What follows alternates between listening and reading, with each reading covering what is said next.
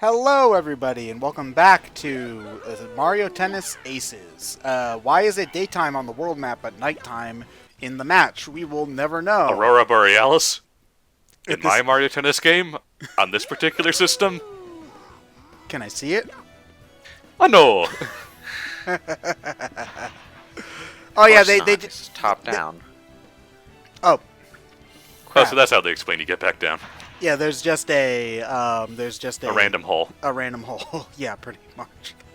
I mean, it makes sense for there to be a shortcut at this point. Oh, this is what You I'm could take a remembering now shortcut. because Wario and Waluigi are here on their threatening Blimp.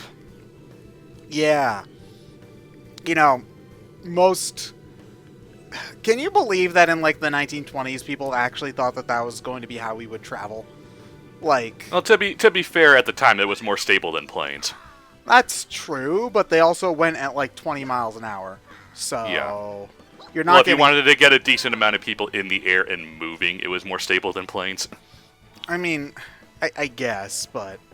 It was one of those. It was one of those. It probably worked at the time, but The progression of technology is always going to be a bit weird. I really love looking at those old drawings of people imagining what the future is going to be like. retro-futurism. Yeah, because like you see the pictures from the 1920s of what people thought the future was going to be looking like, and they're like have steampunk ass jetpacks, and they're all wearing like flapper dresses and stuff, and it's hilarious. Pipes everywhere. Everything has Yeah. pipes in it. Yeah, so it's steampunk before steampunk actually came out, which is great. Yeah, yeah. Man. So anyway, we got the third Power Stone, which I don't think ever came out. I think there were only two. of We've them. only been clamoring for it for like 20 years, Capcom.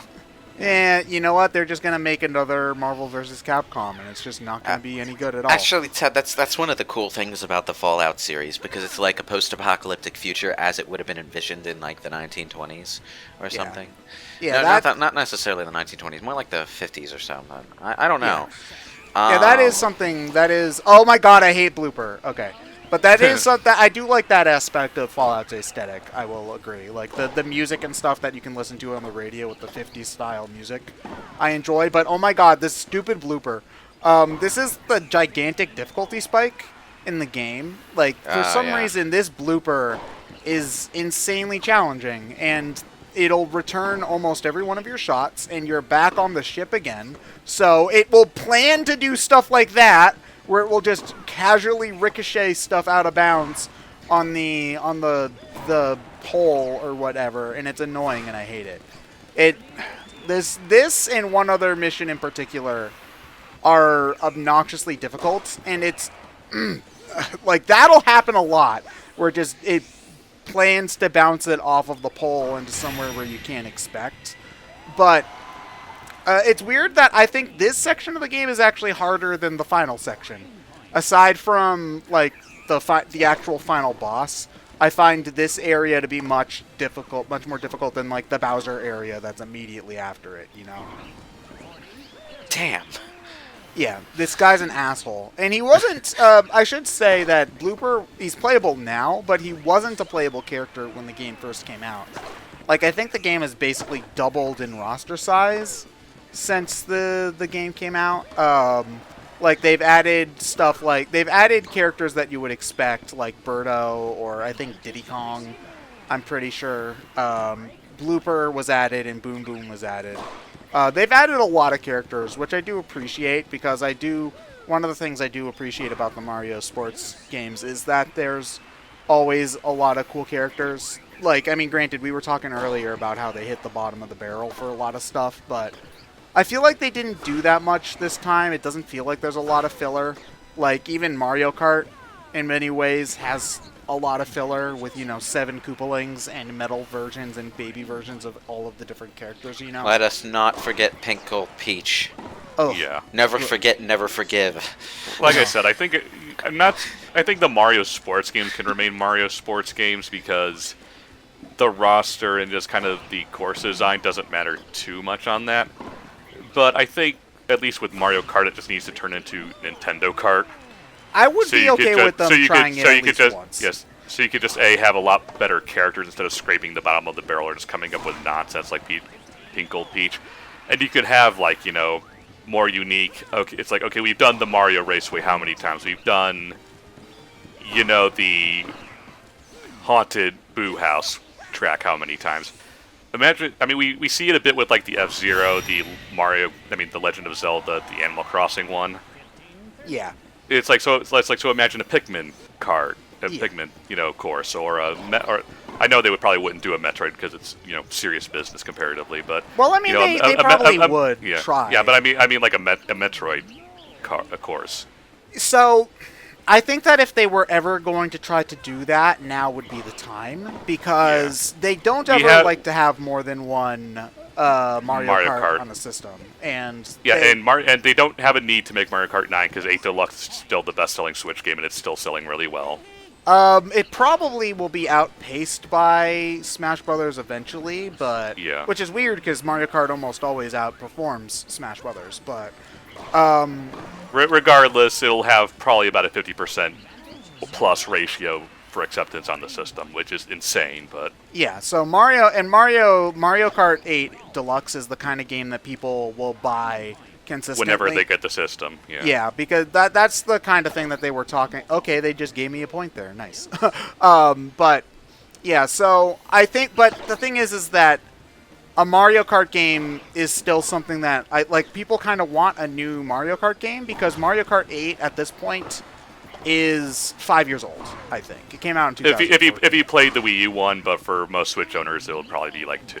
Yeah, but still, which is fine, just saying. It is, yeah, which is fine, but usually they don't like to go more than 3 or 4 years without a Mario Kart game.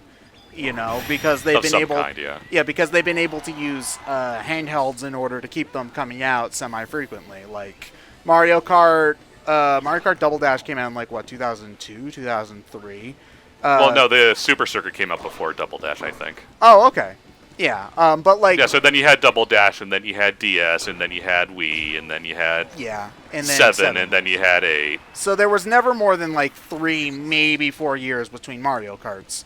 Basically, and I can imagine that they'd want a big multiplayer game to come out, basically, at some point later in the Switch's lifespan. Because you've already done Mario Kart and Smash, effectively. So. Yeah, so you're running out of the kind of games that everybody would want to buy, and also there's only so much you can effectively port from the Wii U, pretty much. So I think that now would be the best time ever for them to do it, because, again, they don't want more than one Mario Kart per. Yeah. And, again, if nobody likes Nintendo Kart, which I'm sure everybody would like Nintendo Kart. But just in case it doesn't work out, you can just say, okay, that didn't work. Mario Kart 8 Deluxe is still on the system. Nintendo Kart. Actually, the more I hear that, the better it sounds as a punny title.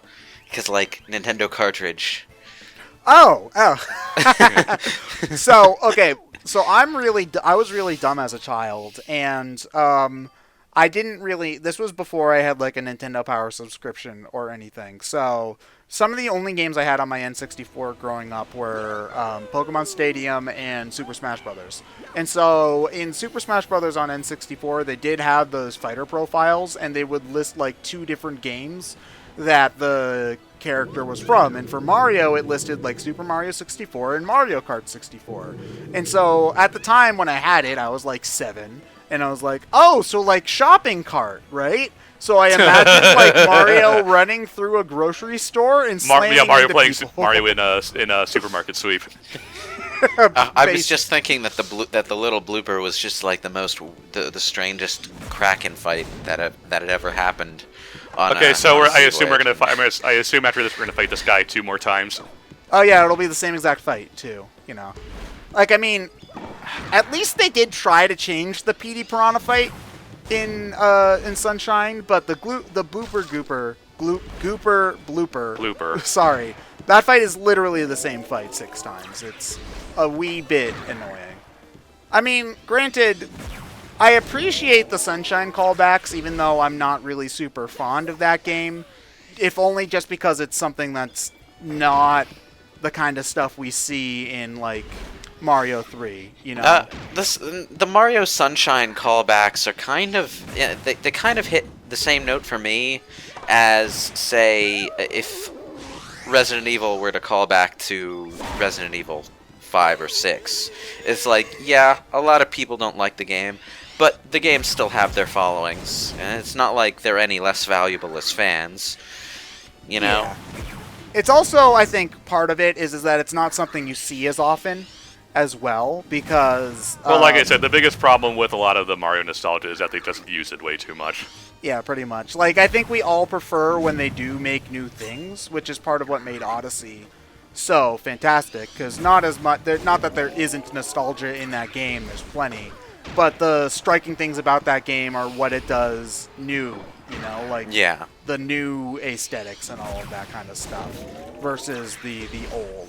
So, That's probably and the old they use in very creative ways. yeah. It's probably why it was such a good move in marketing to show off New Donk City early on, because New Donk City it's an aesthetic that we don't necessarily associate with Mario in general, so it felt fresh and new, but with Mayor Pauline and the references to the old Donkey Kong stuff built into it, it also had those nostalgic touches, which made it a good representation of what Odyssey was like as a game. yeah, because original Donkey Kong isn't actually really referenced all that much either, because the modern Donkey Kong games from Retro focus mostly on the SNES things.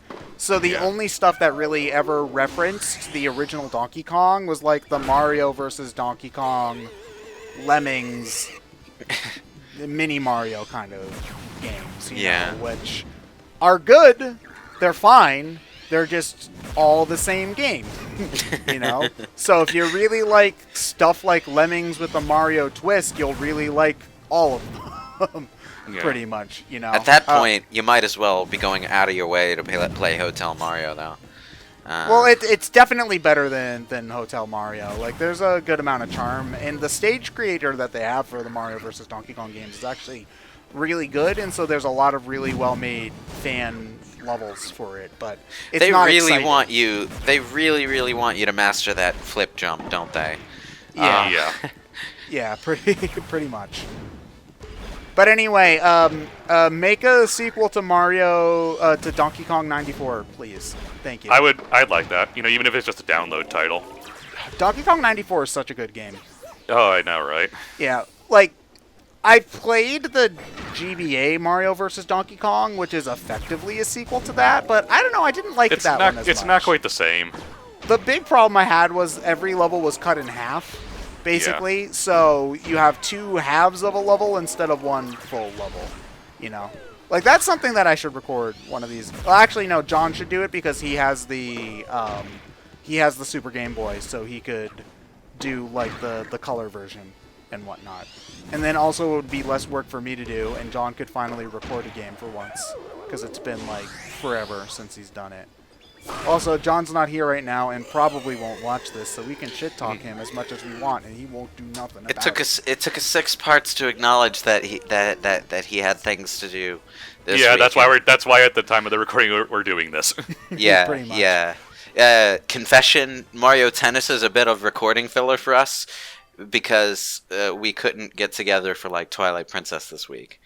Yeah, so I literally recorded it because it's like, okay, this is like a 3-hour game and we might need it someday. So that's basically why it exists. Now you know the secret dark world behind BrainScratch comms, where bureaucracy rules just as much as it does in any other realm of the world. Cool. Thanks. You know, guys, if you were gonna have a blimp to be evil in, you could have made it an actual like cool evil looking blimp like the Joker has, or like one of Bowser's airships with his face on it. Why are you using a regular old rent-a-blimp? The Joker has a blimp? When? Yeah. When? Tons of times, but most prominently, I think, in the animated series. Okay. Like, okay, you see, that's something that I can envision, actually, is like the Joker blimp. You know, because... Well, it makes more sense than the Thanos copter. Yeah, wait. Oh, you're talking about in the comics where Thanos just randomly is driving a helicopter at one point. With Thanos written on the side, yeah. My helicopter, please do not steal. Love Thanos.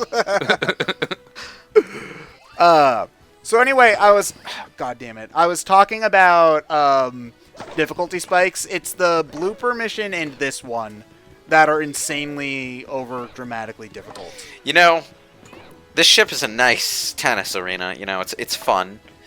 Why do we have to be on it for like this many matches in a row, though? Honestly, like even more than the mast. Like first off, that's a really tiny mast for a ship because the mast is supposed to be big enough to support the giant ass sails. It's supposed to have a sail on it, not a fucking propeller. Yeah. But honestly, the thing that would be more of a hazard when you're playing tennis on the court of a ship wouldn't be the mast. It'd be the wind because it's windy on the ocean and like often like I think 20 or 30 mile an hour winds are common if you're just sailing. So I don't think that you would be able to effectively play tennis on the on a ship with that kind of wind, you know. So yeah. Oh my God, the shadows freak out in the back if the camera zooms out that far. I just noticed. Yeah, they don't exactly plan for the camera to be like that sometimes. Well, I mean, they have to expect it because of the dramatic zoom outs, though. What I don't get is why this ship, built to sail on the water, has propellers instead of sails. Why? Okay, hold on. Here's my BS theory. Okay, Bowser was having money troubles. So he sold off some of his extra airships because he had like 50 million of them after Galaxy. You know, he realized, wow, people really like these things. And so he made way too many of them and they got overstocked and he sold a couple of them off to this ship company. Welcome to Bowser's Airship Warship Emporium, where I'm putting the savings onto you. No money down. Walk out with a new airship today, or I'll burn you. What? Like, I mean, granted, he could just, like, I don't know, come up with something different to house his minions in, or whatnot. Like, actually, you know what? That's something I appreciate about Mario Odyssey, is I've been looking at speedruns of that game, and looking at the cutscenes Nipple and percent. Stuff. But it's just like, it's not that they don't have the airships in that game, but it's like he dresses them up to look like a wedding car, which is like the kind of thing that gives Bowser would do, and gives it more personality than just, oh, it's another airship. Yeah, basically. Although the airship theme can die in a fire, as far as I'm concerned, because I'm so sick of it. At this point, I never want to hear it ever again. Basically, like some of the other Mario 3 tracks, I'm okay with hearing, like the Hammer Brothers theme or whatnot, and if I'm feeling generous, like the Athletic theme. But never. I'm surprised the Hammer Brothers all the way up there have a hitbox. Okay, question, Ted. Yeah. Which would you rather hear less, the airship the airship theme, or Green Hill?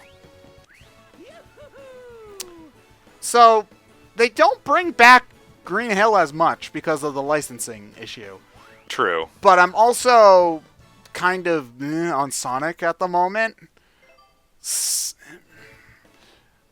How about they bring back some Rayman 1 music? That game has good music.